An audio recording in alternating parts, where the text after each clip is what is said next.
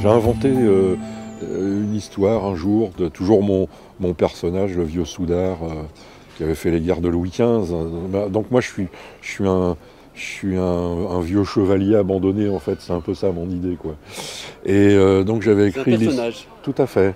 Et mais c'est un peu autobiographique quelque part, hein, parce que Oui, je suis un homme du peuple. Hein, oui, oui, oui, le côté romantique et... Non mais Versailles, tu passes, je dis souvent que tu passes du parc organisé, on est encore un peu dans le parc organisé, au parc non organisé.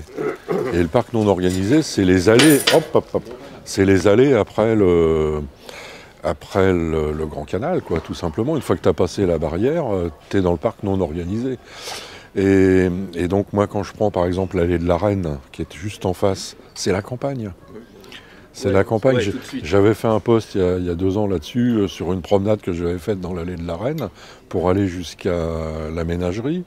Et j'avais rencontré un des jardiniers du château qui m'a déclamé sa passion au vert. C'est extraordinaire des rencontres comme ça, quoi. C'est impromptu. Et on rencontre des gens. Alors, pendant près de 20 ans, en fait, j'ai marché. Alors je dis toujours j'écris des lettres peintes parce que comme je ne sais pas peindre, j'écris ce que je vois en gros. Donc j'écris des personnages, des situations, il suffit d'un déclic. Et je peux avoir, je fais aucun brouillon, jamais. Donc tout est là, hein. Tout est là-dessous. Donc voilà, Versailles, on ne peut pas rester indifférent, rien ne me laisse indifférent. Je viens d'écrire un poème là sur la salle des colonnes, qui est quand même un très beau bosquet. Et donc l'enlèvement de Proserpine par Junon. Mais moi j'y ai mis un autre personnage. Alors d'abord, dans mes poèmes sur le parc, je fais vivre les statues. Moi le soir, les statues, elles descendent de leurs piédestaux, elles vont faire la fête, elles s'aiment, il y a des drames, voilà. C'est souvent que je les mets en scène, les statues. Et donc là, je redécris un petit peu ça. Et donc en fait, il y a un être immonde qui vient s'accrocher la nuit au barreau de la salle de la grille de la salle des colonnes, pour pleurer sur Proserpine enlevée par Junon par Pluton depuis une éternité. Et en fait, c'est Lancelade. Parce que Lancelade, dans sa souffrance, je le vois couvert de scorbut, complètement brûlé, se traînant, un peu un gnome, tu sais, se traînant, comment s'appelle ce personnage dans Le Seigneur des Anneaux, tout un petit peu ça, quoi. Et s'accrochant à la cage, se disant, je peux pas sauver Proserpine, quoi. Et revenir après, voilà, c'est ça ma poésie, quoi. Donc il a fallu que je mette en place ce personnage, parce que parler de la salle des colonnes tout seul, ça n'a pas de sens. Et j'ai écrit sur Lancelade, ça s'appelle La Mésange et Lancelade. Parce qu'il y a une mésange qui est venue se poser sur Lancelade. On ne peut pas décrire de manière statique les choses. Il faut absolument qu'il y ait une humanité derrière et toujours une morale. La morale de l'événement, la morale que je veux bien faire entendre. Parle un peu de... Alors, le quartier Saint-Louis, c'est quelque chose qui inspire. Je viens d'écrire là un poème, alors je l'ai appelé Rue de l'Orénoque. Rue de l'Orénoque, en fait, il est sur mon profil. Rue de l'Orénoque, en fait, c'est la rue d'Anjou. Et quand j'étais gosse, j'avais une fascination, je l'ai toujours d'ailleurs pour les bateaux, parce que j'allais au bassin des Francines. Et donc le bassin des Francines, et Mathilde y allait aussi d'ailleurs, on s'est rappelé, beaucoup d'entre nous se rappellent de ça. Et donc j'avais mes petits bateaux à voile, c'était une passion pour moi, mais pour remonter au bassin des Francines, je remontais la rue d'Anjou. Et donc à l'époque, comme toujours, il y avait quand même beaucoup moins de voitures. Et les bordures du trottoir, le caniveau, pour moi c'était une fascination. Parce qu'il y a de l'eau qui coulait après les pluies, avec des petits sablons qui sortaient, parce que ça vient quand même du plateau Saint-Martin, tout ça.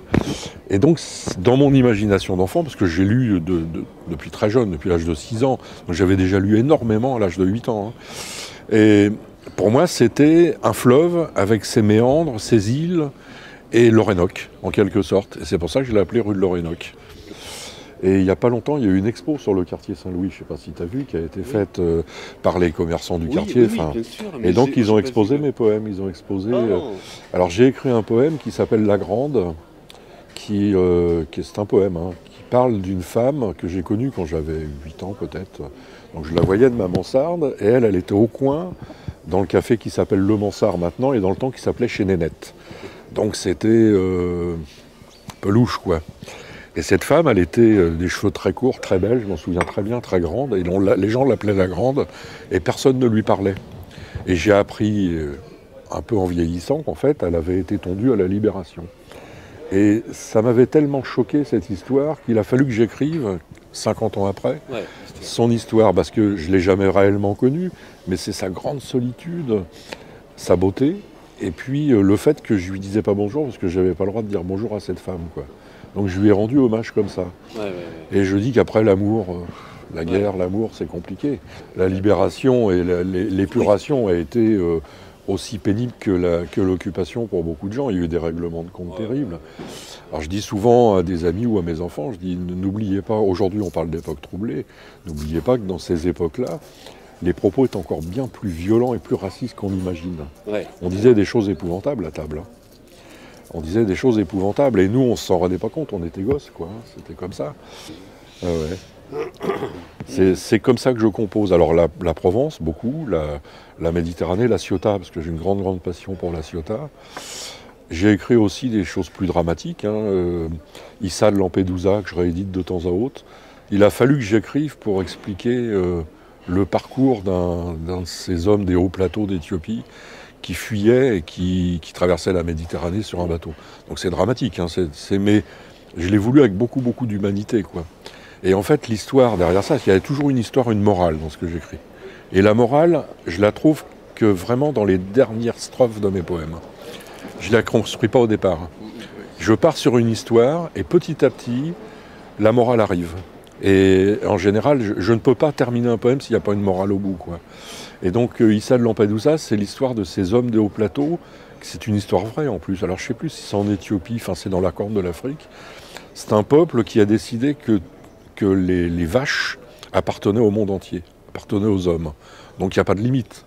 C'est-à-dire que leur troupeau, c'est le troupeau des hommes et c'est le troupeau du monde.